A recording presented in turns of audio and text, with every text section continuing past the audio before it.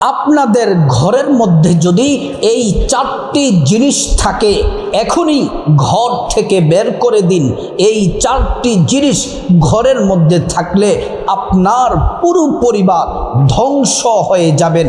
আপনার ঘরে বিপদ, মুসিবত, অসুস্থতা, অশান্তি, ঝামেলা লেগেই থাকবে।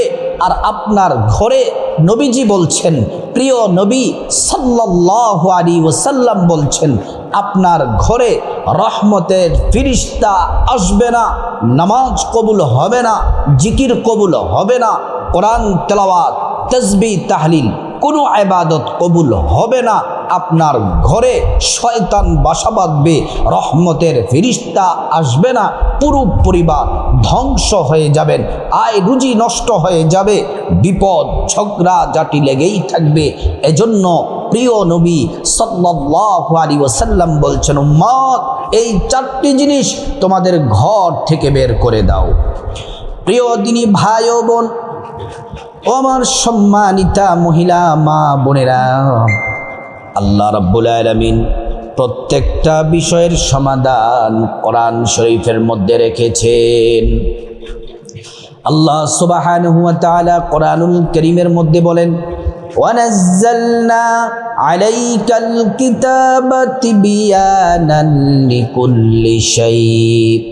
আল্লাহ রাব্বুল আলামিন বলেন, বান্দারে তোমাদেরকে এমন একটা জীবন বিধান দিলাম, জীবন ব্যবস্থা দিলাম, পূর্ণাঙ্গ জীবন ব্যবস্থা। এই কোরআন শরীফের মধ্যে সব বিষয়ের সমাধান আল্লাহ রেখেছেন। এজন্য বলা হয়েছে সব সমস্যার সমাধান দিতে পারে আল কোরআন। কোরআনুল কারীম আল্লাহ রাব্বুল আলামিন বলেন, মা আতাকুমুর রাসূলু ফাখুযুহু ওয়া মা নাহাকুম আনহু ফান্তাহু। আল্লাহ রাব্বুল আলামিন বলেন, ও দুনিয়ার মানুষ শোনো, আমি আল্লাহর পক্ষ থেকে তোমাদেরকে যে বিধান দিলাম, যেগুলা পালন করার জন্য নির্দেশ দিয়েছি, সেগুলা তোমরা অবশ্যই পালন করবে। আর যেগুলা তোমাদেরকে নিষেধ করেছি, অবশ্যই সেগুলা থেকে তোমরা দূরে থাকো, বর্জন করো। এজন্য আমরা মানুষ, আমরা পরিবার নিয়ে থাকতে হয়। পরিবারের মধ্যে আমি, আমার সন্তান, ছেলে মেয়ে, স্ত্রী, মা বাবা, ভাই বোন, আমরা পরিবার নিয়ে থাকতে হয়। আমরা প্রত্যেকেই চাই আমরা পরিবারে সুখ শান্তিতে সুন্দরভাবে যেন থাকতে পারি।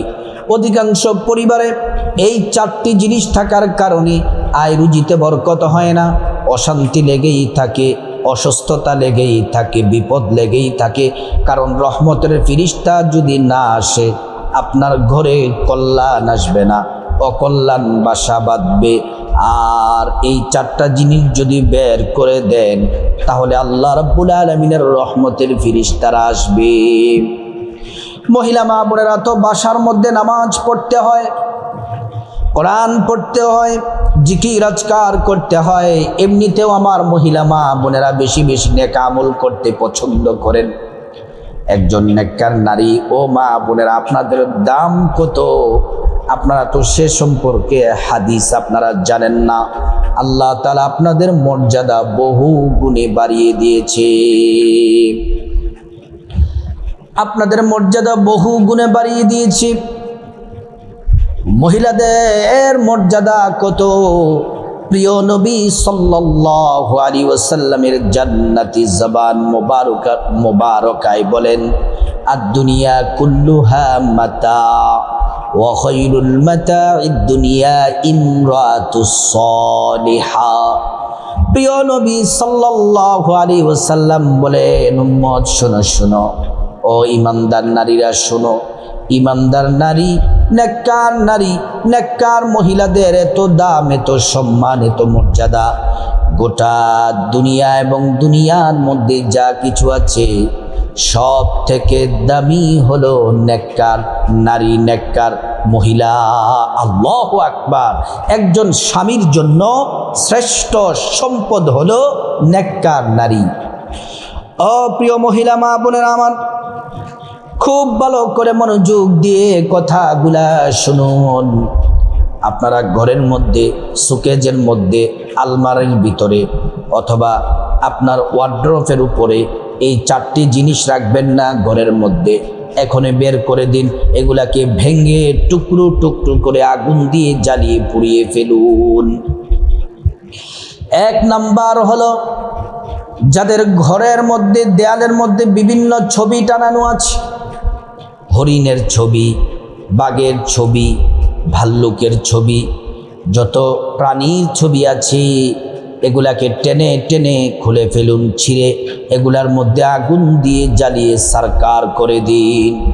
প্রিয় নবী সাল্লাল্লাহু আলাইহি ওয়াসাল্লাম বললেন, কারো ঘরের মধ্যে যদি কোনো প্রাণীর ছবি থাকে, রহমতের ফিরিস্তা ওই ঘরের মধ্যে আসে না, শয়তান বাসা বাঁধে, ওই ঘরে রহমতের ফিরিস্তা আসে না, আর তাদের নামাজ, ইবাদত, জিকির আজকার কোনো ইবাদত কবুল হয় না।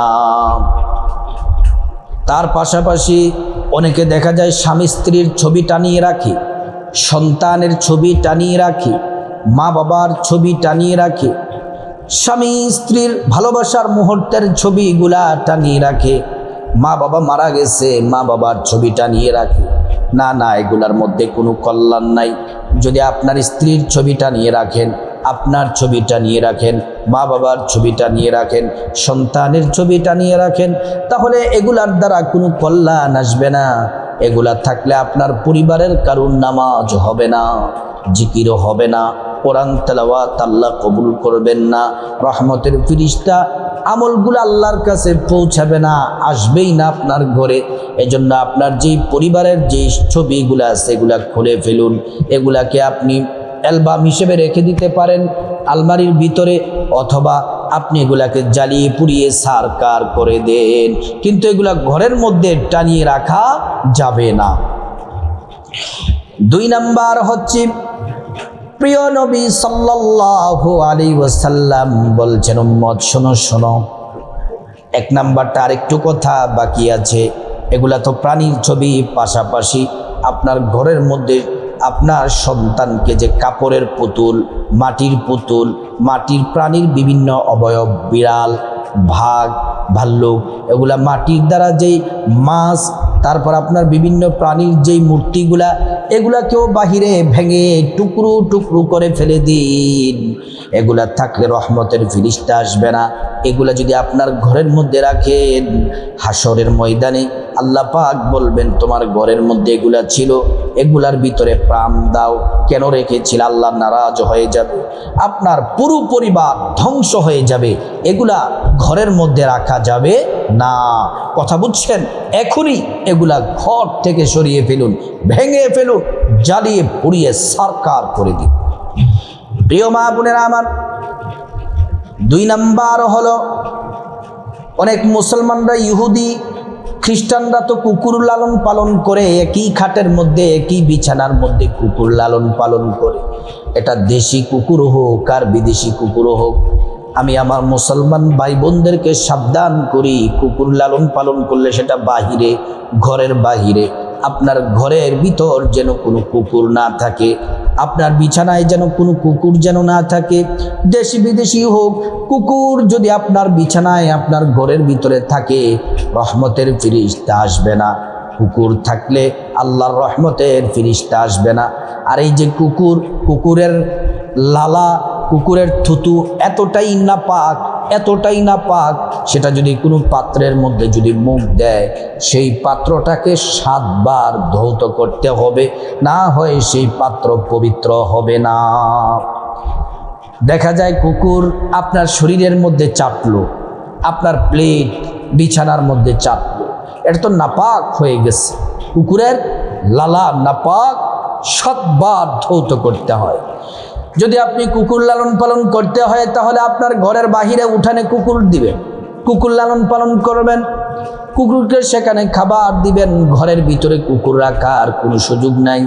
ইমানদার মুমিন মুসলমান যারা, তারা ঘরের মধ্যে কুকুর রাখতে পারবে না। প্রিয় নবী সাল্লাল্লাহু আলাইহি ওয়াসাল্লামের কাছে জিবরাইল ওহী নিয়ে আসার কথা, জিবরাইল আসতেছে না। একদিন 2 দিন এমন করে চলে যাচ্ছে, জিবরাইল তো আসতেছে না। তখন নবীজির স্ত্রী আসলেন, আয়েশা দেখলেন আল্লাহর রাসূলের মন খারাপ। বলতেছে, ইয়া রাসূলুল্লাহ, আপনার মন খারাপ কেন? বলতেছে, জিবরাইল আসার কথা, জিবরাইল আসতেছে না। তখন নবীজির স্ত্রী এদিক ওদিক ওনার ঘরের চতুর্পার্শ্বে তাকালেন, দেখতেছে খাটের নিচে ছোট একটা কুকুরের বাচ্চা, এটাকে তাড়াইয়া দিলেন এবং পানি ছিটিয়ে ঘরটাকে পবিত্র করে নিলেন। তারপরে জিবরাইল এসেছেন। এজন্য কুকুর এটা আল্লাহর একটা সৃষ্টি প্রাণী, ঠিক আছে, এটাকে বাহিরে রাখবেন, খাবার দাবার বাহিরে দিবেন। ঘরের মধ্যে একই বিছানায় একই সাথে থাকার কোনো সুযোগ নাই। কুকুর হচ্ছে সবচেয়ে নিকৃষ্ট প্রাণীগুলোর মধ্যে অন্যতম প্রাণী। 3 নাম্বার হচ্ছে আপনার ঘর থেকে যে জিনিসটা বের করে দিবেন সেটা হলো, এখন তো আধুনিকতার যুগ, আমার যুবক ভাইয়েরা বোনেরা আধুনিকতার ছোঁয়া পেয়েছে। যেই ঘরের নারীরা প্যান্ট পরে, প্যান্ট পুরুষের পোশাক পরে, ওই ঘরে আল্লাহর রহমতের ফিরিস্তা আসে না। পুরুষরা নারীর পোশাক পরতে পারবে না, নারীরা পুরুষের পোশাক পরতে পারবে না। আজকাল দেখা যায় নারীরা শার্ট পরে, গেঞ্জি পরে, প্যান্ট পরে, এটা নারীদের শালীন পোশাক নয়। আমার মা বোনদেরকে শালীন পোশাক পরতে হবে। যেই কথাটা বলতেছে, আধুনিকতার যুগে কলেজ ইউনিভার্সিটি পড়ুয়া অনেক ভাই বোন, সবাই না, কিছু ভাই বোন আছে তাদের ঘরের মধ্যে ঢোল পাওয়া যায়, একতারা, দোতারা, সেতারা, বাঁশি, গিটার এগুলা রাখে। যাদের ঘরের মধ্যে বাদ্যযন্ত্র থাকে তাদের ঘরের মধ্যে আল্লাহর রহমতের ফিরিস্তা আসে না। বাদ্যযন্ত্রগুলা ঘর থেকে বের করে দিন। ঢোল, তবলা, হারমোনিয়াম, একতারা, দোতারা, সেতারা, বাঁশি এগুলাকে ভেঙে টুকরো টুকরো করে আগুন দিয়ে জ্বালিয়ে দিন। যদি ঘরের মধ্যে থাকে আল্লাহর রহমতের ফিরিস্তা আসবে না, ঘরের মধ্যে শয়তান বাসা বাঁধবে, ঘরের মধ্যে আসবে আযাব আর গজব, অশান্তি, বিপদ, মুসিবত ঘরের মধ্যে লেগেই থাকবে। প্রিয় মা বোনেরা আমার, তারপরে 4 নাম্বার হলো, আপনার ঘরের মধ্যে কোনো ঘন্টি রাখবেন না। এই যে হিন্দুরা যে ঘন্টি দিয়ে মন্দিরে পূজা করে, এমন কোনো ঘন্টি রাখবেন না। তারপরে ঘরের মধ্যে প্রস্রাব পায়খানা জমা করে রাখবেন না। যাদের ঘরে বাচ্চা আছে, অনেকের বাচ্চা কমেটের মধ্যে, ছোট্ট বাচ্চাদেরকে বাথরুম করান, প্রস্রাব করান, এগুলাকে জমা করে রাখবেন না। সাথে সাথে পরিষ্কার করে নেবেন। তারপর প্রস্রাব বাথরুম জমা করলে রহমতের ফিরিস্তা আসে না, রহমতের ফিরিস্তারা এগুলা পছন্দ করে না। এজন্য সাবধান। ও মহিলা মা বোনেরা, এই যে 4টি কথা বললাম, যে 4টি জিনিস ঘরের মধ্যে রাখা যাবে না, এখনই এগুলা সরিয়ে ফেলুন। যদি এগুলা ঘরে থাকে বিপদ, মুসিবত, অসুস্থতা, ঝামেলা, অশান্তি লেগেই থাকবে। আর এগুলা যখন বের করে দিবেন, আল্লাহ পাকের পক্ষ থেকে রহমত আসবে, পরিবারে আয় রুজিতে বরকত হবে। এজন্য সাবধান। যাদের ঘরে 4টি জিনিস আছে এখনই সরিয়ে ফেলুন। আল্লাহ রাব্বুল আলামিন সবাইকে বোঝার, মানার আল্লাহ পাক তৌফিক দান করুন।